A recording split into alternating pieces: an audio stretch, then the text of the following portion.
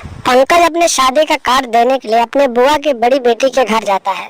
और जब वो उसके घर जाता है तो देखता है कि उसकी बुआ की जो बेटी होती है अपने बाथरूम में नहा रही होती है।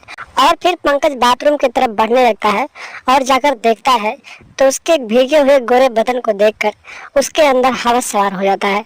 और फिर वो सीधे बाथरूम में घुस जाता है और फिर बाथरूम में ही अपनी बुआ की बेटी के साथ प्यार करने लगता है।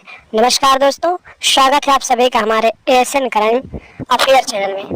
दोस्तों, एएसएन क्राइम अफेयर चैनल को आप सभी लोग सब्सक्राइब कीजिए, वीडियो को लाइक कीजिए और वीडियो को ढेर सारा शेयर भी कीजिए।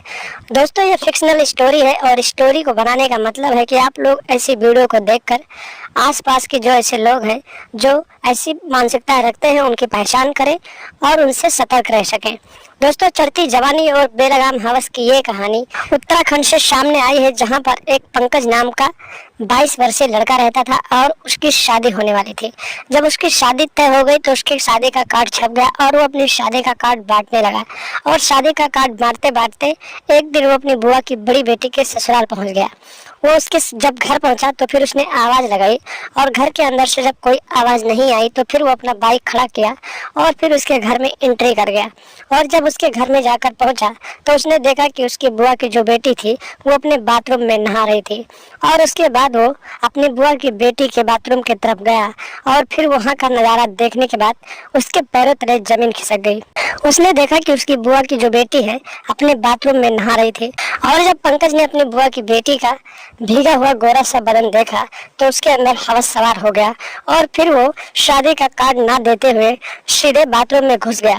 और जब पंकज बाथरूम में घुसा तो उसकी बुआ की बेटी वहां पर नहा रही थी।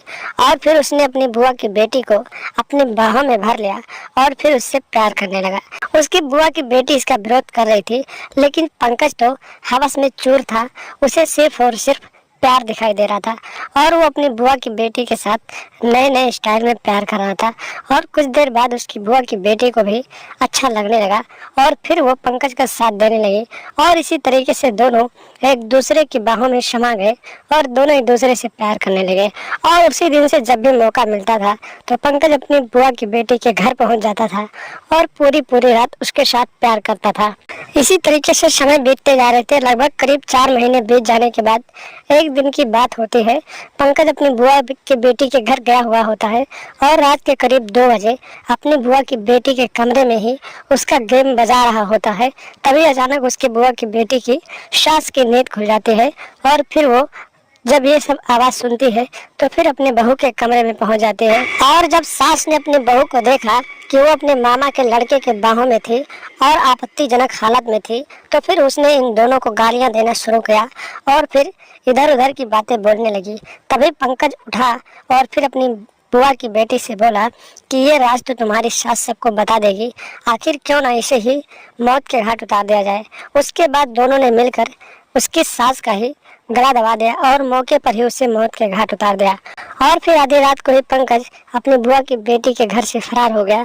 जब सुबह हुई लोगों को जानकारी मिली तो पुलिस ने लाश को पोस्टमार्टम के लिए भेजा और फिर पूछताछ करने लगी। तो पूछताछ में पता चला कि इसके घर पे अक्सर इसके मामा का लड़का आता रहता था। और उसके बाद पुलिस वाले पंकज की तलाश में जुट जाते हैं और फिर उसका नंबर लोकेशन पे लगा के उसे हिरासत में लिया जाता है और फिर पूछताछ करने के बाद सलाखों के पीछे डाल दिया जाता है। तो दोस्तों, सावधान रहें, सतर्क रहें और ऐसे लोगों की पहचान करें। और जो लोग ऐसी मानसिकता रखते हैं उन्हें अपने घर ना आने दें और लगातार हमारे साथ बने रहें। सावधान रहें, सतर्क रहें और हमेशा देखते रहें एएसएन क्राइम अफेयर।